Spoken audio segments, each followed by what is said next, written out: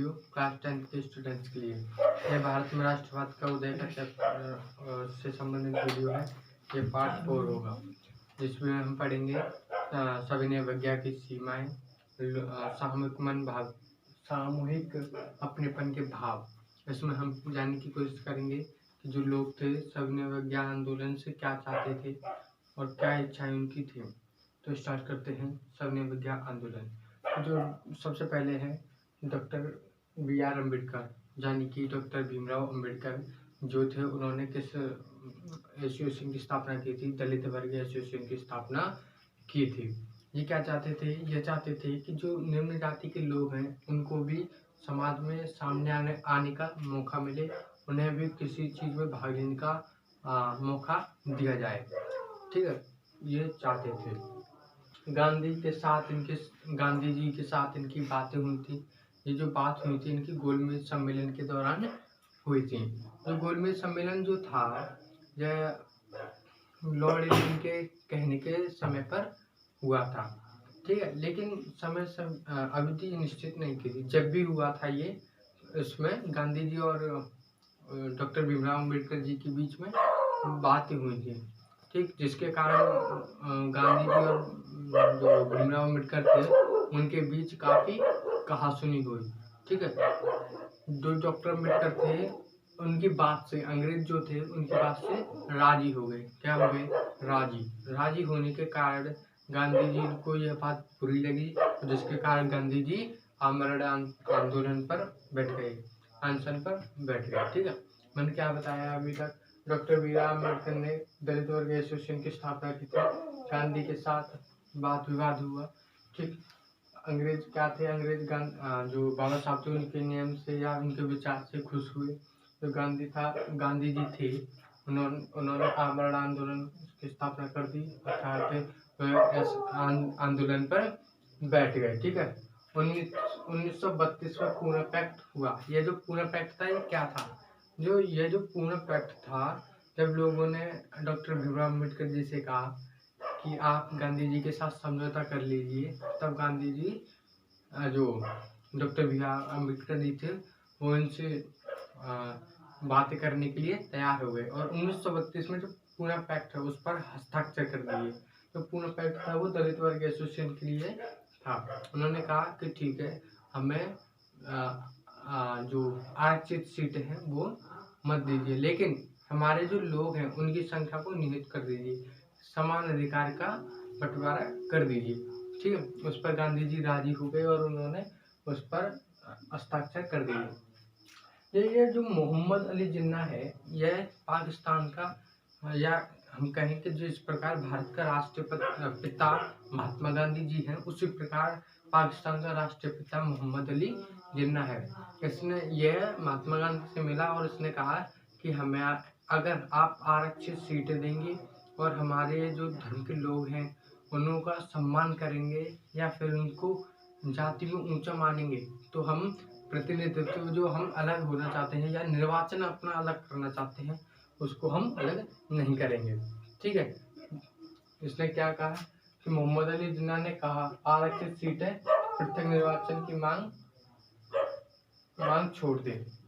ठीक, इन्होंने छोड़ने मांग दे ठीक है, मांग दे, इन्होंने मांगी थी, लेकिन जिससे गांधी जी और बाकी नेताओं ने आरक्षित सीट देने से मना कर दिया। ठीक, इसके बाद है 1928 में सर्वदलीय सम्मेलन में M.R. जयशंकर ने निंदा की। मोहम्मद अली जिन्ना जो थे M.R. जयकार ने इनकी निंदा की। इन्होंने कहा कि ये तो इसके बारे में काफ़ी अलग अलग बातें की, लेकिन खुले रूप से इनके विरोध करने वाले जयकार थे। ठीक है, 1928 में कौन से सम्मेलन में? सर्वदलीय सम्मेलन में उनकी निंदा की थी।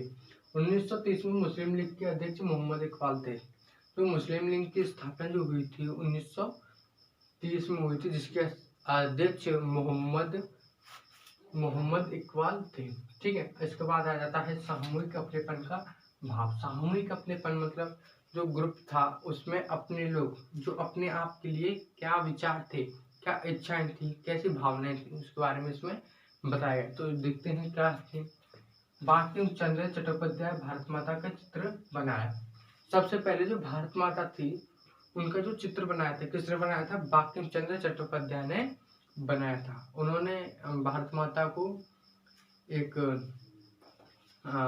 तपस्वी या सन्यासी के रूप में उन्होंने दिखाया था। इसके बाद क्या है, 1827 में वंदे मातरम भी लिखा है। इसका जो वंदे मातरम है 1870 में वंदे मातरम गीत भी किसने लिखा था? बंकिम चंद्र चट्टोपाध्याय ने ये गीत लिखा था। और ये गीत इतना प्रसिद्ध हुआ कि यह भारत का अब भी राष्ट्रीय गीतों में एक राष्ट्रीय गीत है। ठीक, और इस गाने को सबसे ज्यादा बंगाल में गाया जाने लगा। क्यों गाया जाने लगा? क्योंकि ये जो गाना था वो काफी प्रसिद्ध था। वंदे मातरम आप सुनकर देख सकते हैं कितना जोशीला गाना है ये। ठीक, और सबसे ज्यादा बंगाल में प्रसिद्ध हुआ। ठीक है, 1905 में अविंद्रनाथ टैगोर, सुनिए थे, अविंद्रनाथ टैगोर, रविंद्रनाथ नहीं, अविंद्रनाथ टैगोर भारत, ये जो है भारत माता का चित्र बनाए। ठीक है, इन्होंने भी भारत माता का चित्र बनाया था। किसने? अविंद्रनाथ टैगोर ने। कब बनाया था? 1905 में इसका चित्र बनाया था। ठीक है, तो चलते हैं हम अगली स्लाइड में, जहाँ पर हम इससे आने वाले कुछ और जो टॉपिक्स हैं उनके बारे में हम पढ़ते हैं। तो चलते हैं हम इसमें आगे क्या कहानी है इसके बारे में समझते हैं। देखिए, स्वदेशी आंदोलन में झंडा तैयार किया गया। स्वदेशी आंदोलन जो था इसमें झंडे को तैयार किया गया। ये जो झंडा था किस रंग का था? ये था हरा रंग, पीला रंग और लाल रंग का। ठीक है, ये जो था ब्रिटिश भारत के 8 प्रांतों को दर्शाता था। जो जब ब्रिटिश सरकार यानी अंग्रेज जो जब हम पर शासन कर रहे थे, जब हमारा भारत 8 राज्यों में विभाजित था, ये जो झंडा था किस दर्शाता था? भारत के 8 प्रांतों को दर्शाता था। जो ब्रिटिश भारत है यानी कि जो भारतों के अधीन ब्रिटिश सरकार के जो अधीन भारत था उसको दर्शाता है। और कितने प्रांत थे? 8 प्रांत थे। इसमें कमल का फूल और अर्धचंद्रमा था। अर्धचंद्र मतलब यह हिंदू मुस्लिमों को एक साथ जोड़ने का कार्य करता था। किसका? एक साथ जोड़ने का कार्य करता था। ठीक है, इस झंडे को किसने तैयार किया था? इस झंडे को भारत के कई लोगों ने एक साथ मिलकर इसे तैयार किया था। ठीक है, 1921 में गांधी ने एक झंडा तैयार किया। 1921 में गांधी जी ने भी एक झंडे का तैयार किया था। इसमें उन्होंने कौन कौन से रंग दिखाए? सफेद, हरा और पीला रंग उन्होंने दिखाया। और साथ ही साथ इसमें एक चरखा भी रखा जो कि भारत को अवज्ञा की ओर संदेश करता था। ठीक है, अवज्ञा का काम करता था। 1921 में गांधी ने झंडा तैयार किया, उसमें सफेद, हरा और पीला रंग को दर्शाया। ठीक है, इसमें चरखा था जो क्या करता था? अवज्ञा का काम करता था। ठीक है, अवज्ञा का काम करता था। जो अब तक हमने जो कहानी पढ़ी है उसका जो निष्कर्ष है, अर्थात हम कहीं के जो स्लाइड पढ़ी है इसमें क्या निष्कर्ष निकलता है? इसमें निष्कर्ष है कि वर्धा में 14 जुलाई 1942 को भारत छोड़ो आंदोलन का जो प्रस्ताव था उसको पारित कर दिया गया। उस भारत छोड़ो आंदोलन की स्थापना कर दी गई। कहाँ पर? वार्धा में। 14 जुलाई 1942 को भारत छोड़ो आंदोलन की स्थापना कर दी। यह नारा स्टार्ट हो गया। ठीक है, और 8 अगस्त 1942 को, कब? 8 अगस्त 1942 को अखिल भारतीय कांग्रेस ने प्रस्ताव पास कर दिया। किसका? वार्धा में 14 जुलाई 1942 को भारत छोड़ो आंदोलन की स्थापना हुई।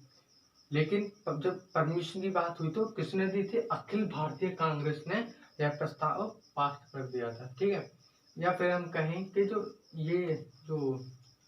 नियम जो आंदोलन था इसको प्रस्ताव को पास करने के लिए इन्होंने राजी कर दिया। ठीक, और इसी समय गांधी जी ने करो या मरो का नारा दिया था। ठीक, कौन सा नारा दिया था? करो या मरो का। तो दोस्तों इस वीडियो में हम इतना ही रखते हैं।